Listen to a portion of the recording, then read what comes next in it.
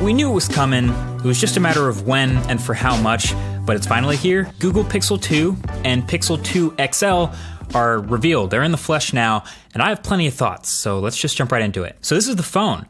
There are two sizes. There's the Pixel 2, the smaller one, and the Pixel 2 XL, the bigger one, like I said, and then there's a couple different colors. This pale blue color is literally called Kinda Blue, but actually that's definitely one of the more accurate product color names in a while. And there's also clearly white and just black. And then with the Pixel 2 XL, the bigger one, you get just the white or the black. I'm definitely feeling this look of like a panda white contrast with the white and the black on the back. But then again, the matte black all dark look, that tuxedo is kind of tempting too. Both are pretty clean, but that's that. So the design, it's definitely the thing that hits your eye right off the bat. It's what catches your eye, and it's one of the more interesting parts of this Pixel 2. On one hand, it fixes a lot of what we didn't like about the original Pixel. It adds water resistance this year. It returns with a new pair of stereo front-facing speakers, which are awesome. The fingerprint reader stayed in the right place. It's in the middle of the back. And it's overall now more cleaned up and a more modernized look, I think. You know, the accent-colored power button is pretty dope. I'm glad that made it into the final design. And it's all this soft touch aluminum finish on the back that looks and feels a lot better in the hand. So now you have that contrast with the glass up at the back with the panda white. I don't know, it feels like an update aesthetically.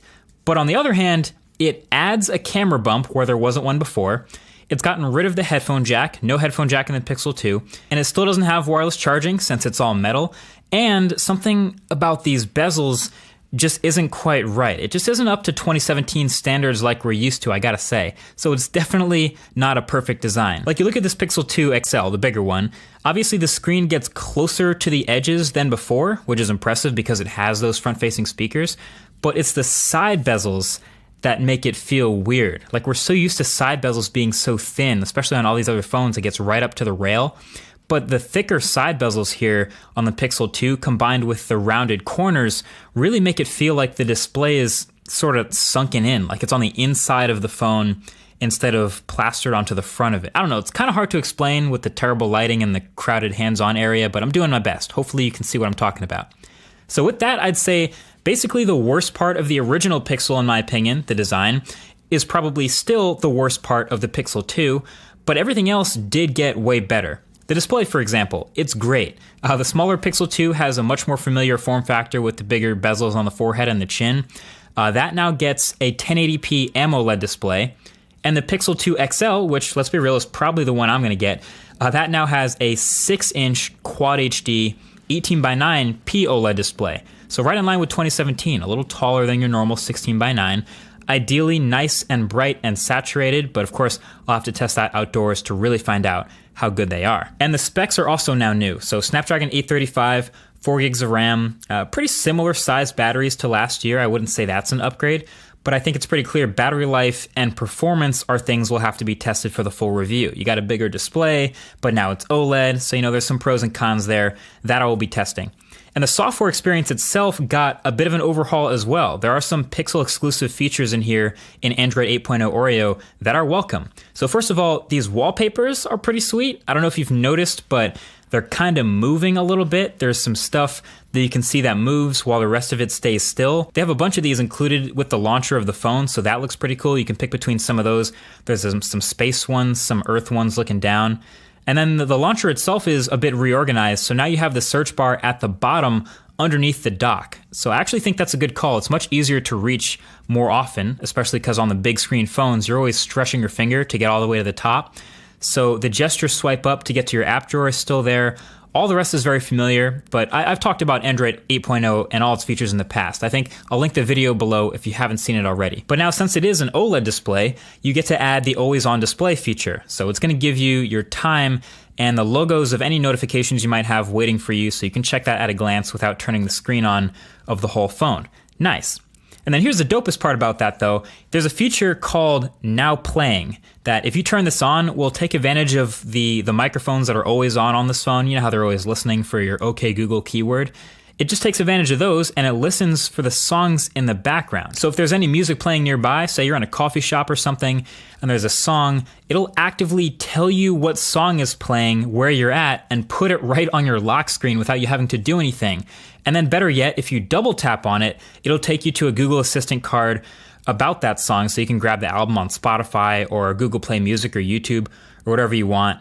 That is pretty legit. We also now got a preview of Google Lens in the Assistant. Looks like it'll be exclusive to the Pixel, at least to start. But essentially, it's like Google search for your eyeballs. So you see something you like, you can open up the Google Assistant and then hit the Lens button, and it'll let you search for things with the camera. Again, and get clickable links to whatever is applicable. If it recognizes things with text in them, that's pretty easy. Object recognition is getting better with machine learning as well. So stuff like that is definitely exciting, and I'm ready to test that out as well. Oh, and how could I forget? The Pixel 2 and XL both now have the squeeze feature that we saw in that HTC U11. It's called Active Edge here, and it lets you squeeze to trigger Google Assistant and nothing else. It's not remappable. I kind of wish it was, like maybe I want to launch the camera really quickly, but you can also disable it if you're not into it.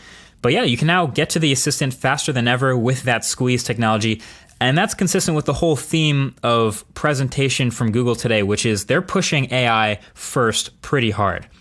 And then last but not least, with these new Pixel phones is one of the most anticipated upgrades from what I've seen, and that's the cameras. Both cameras. So last year's Pixels had, I'd say, the best cameras in any phones. And I'm not saying that because of DxOMark's rating. I'm saying that because it really took some of my favorite photos from any smartphone camera and was very consistent with great shots. This year, that gets an upgrade. It's a new 12 megapixel sensor with an f1.8 aperture, optical image stabilization, and it's shaping up to, again, be an even more incredible camera. It did get the highest ever rating from DxOMark for whatever that's worth, just like every other flagship this year. But just from playing around with it in a few different lighting scenarios, I am really excited to test this thing, but it seemed to do really, really well. You may have noticed there's only one camera on the back, not two. Like a lot of these new smartphones have moved to the dual camera setup on the back, many of them for portrait mode. A single camera setup on the back of the Pixel 2 here also does portrait mode, but just with software blur, so no second lens needed, and it seems to work very well. The one and only photo I actually took with it was when I just picked up the device for the first time and opened up the front-facing camera. I turned on portrait mode for that. It's a new 8 megapixel sensor, and just took a snap.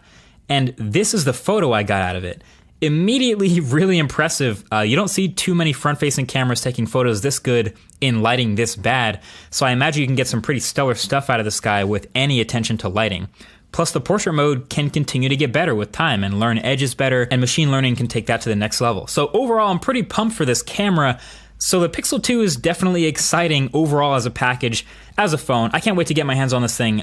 It's going to be $649 for the Pixel and $849 for the Pixel XL, so I think pretty fair pricing in line with some other flagships and really similar to last year. So basically, if you can get past the not quite perfect design, the flaws that you can see on the outside, I think there's an awesome pure Android experience underneath that, of course, I value. I've talked about that. I like that a lot before, and that will make it a contender for Phone of the Year for sure. Stay tuned. Either way, that's been it for the first impressions. Thank you for watching, and if you haven't subscribed already for the full review, be sure to do that so you're among the first to see it.